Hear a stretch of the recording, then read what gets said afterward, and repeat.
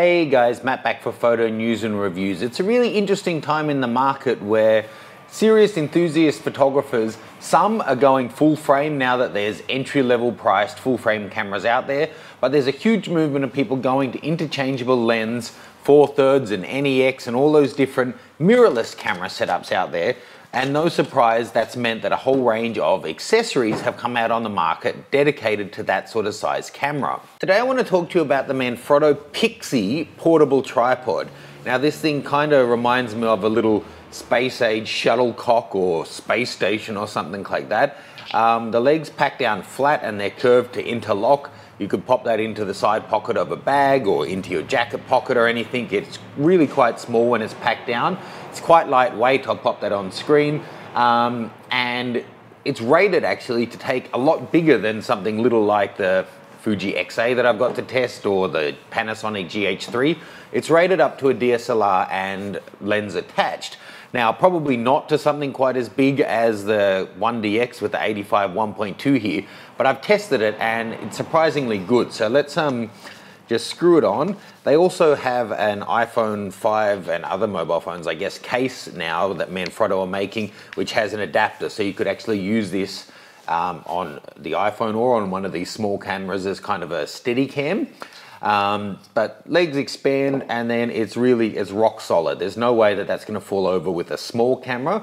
Now the locking mechanism, even though to unlock it you just push in the Manfrotto symbol and then it goes flexible, but once it's locked it is so tight you really need the leverage of a camera on top to grip onto to even move it. And even then, I'd be worried about breaking the mount in your camera rather than it giving. It's such a strong mechanism, even though it's so light to release. Let me show you it on the 1DX.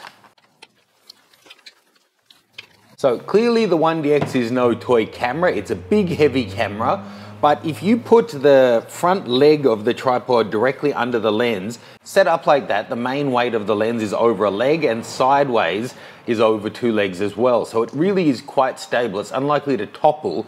And whilst you're unlikely, I guess, for a lot of people to get a small tripod like this for a big camera, using any of these cameras, I can see how it would actually be quite handy when traveling to be able to get a camera down low for a picture or for video footage as a second camera. I'm often doing that and I often end up just having to grab a stick or some rocks or something to prop the lens on to get it angled at the right angle I want, but still low enough to the ground. Here you can just angle it and fire away. Now the thing I wanted to show you about how tight this guy is, get it nice and straight and then show you it fighting gravity. So there you go, it's really holding on tight there. No trickery going on, that's just how tight it's gripping. Now it's my shoulder and arm that are going to get tired before the grip. I guess if you shake it, yeah, if you shake it, it'll let loose, but just letting it kind of sit there, it's really nice and tight. So I tested the pocket tripod that Manfrotto made before. It's small and for these kind of cameras it'll work just fine. I did test it with the DSLR and it did hold, but I wouldn't use it long term.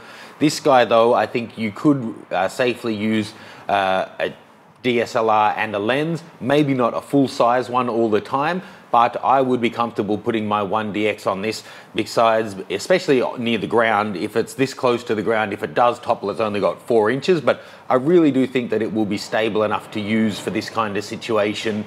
And likewise, to be able to hold it, you know, it's not going to compete with something like a glide cam, but for one of these smaller ones, it is a handy way to be able to get a bit of controlled movement in your shots. If you're shooting with mirrorless and into these kind of accessories, let us know what you're shooting with and what you use. If you use one of these little Manfrotto Pixie tripods, or if you've got something else, what do you use? And if you're not in the mirrorless market yet, is there something holding you back? Is there a particular model or are there some kind of developments you're waiting on before you make the move? Please let us know. Be sure to subscribe. This is where I present all of my news, reviews, announcements and footage from trade show floors. And over at the Matt Granger channel is where I do the tips, tricks and techniques for getting the most out of whatever equipment you're using. But if you love gear, you want to make sure that you're signed up here as well. And you can follow us on social media as well. Thanks guys, I'll see you soon.